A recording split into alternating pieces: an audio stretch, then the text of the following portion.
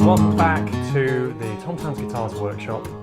I'm Tom Sands, and today we've got this rather novel bench set up here. It feels very Blue Peter. If you're not from the UK, you probably don't know what Blue Peter is, but that's okay. You can Google it, and you'll see just what I mean. But anyway, today I'm going to be just giving you a quick rundown of another tool from ELEVATE for luthiers. This is the ELEVATE Fingerboard Locating Jig. And it's very simple, and like all ELEVATE tools, it's just a work of art in its own right. It's beautifully made from aluminium, and it is to help you take the guesswork out of locating your fingerboards to your neck when doing glue ups. And it's very simple. I'm going to just give you a little demo, a little rundown of how it works. So basically, we have this aluminium body. We have these two articulating arms, we have drill bushings, and we have center finding pins. Now here's a neck, here's one I prepared earlier.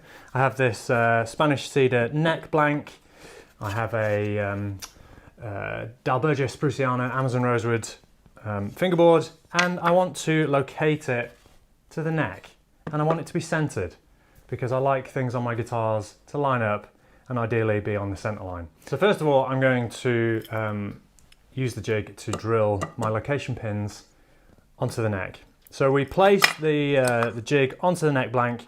This has two methods of centering the jig to the neck, and I'm going to use both because I like to take a belt and braces approach. We have these center finding pins, which center the jig using the truss rod channel as a reference. And we also have these articulating arms that are going to clamp to the side of the neck. So pins go in, they're centered on the truss rod. We've got the articulating arms, which I'm going to clamp against the side of the neck. And it's important that the jig butts up against the head plate, which is, or the kind of zero fret essentially, where the end of the fingerboard is going to be. This jig will work if you don't put your head plate on first. You just need to scribe a line across where your nut is going to be.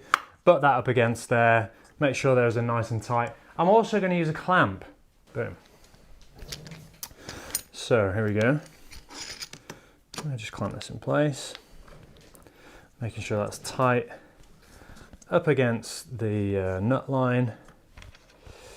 Now I've got a 3/16 drill bit in my drill, and it's got a depth bushing, and I'm going to drill into the neck.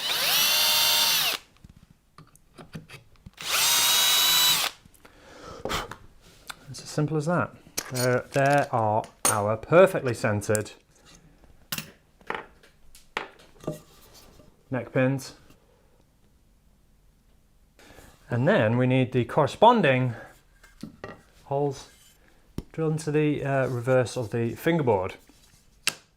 So exactly the same thing.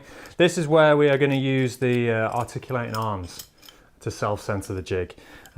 These work for centering on tapered components. So if I like to do my neck, it stays straight until much later in the process. But if you like to taper your neck first, those articulating arms are going to work really nicely for your tapered neck. So, same thing. Let me get this out of the way.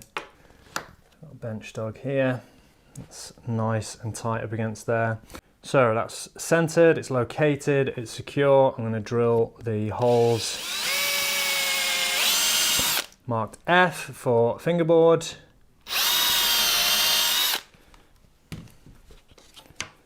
There we go. And now I'm going to take these little nylon pins, and you really have to make sure you push those in straight because they're a really nice tight fit.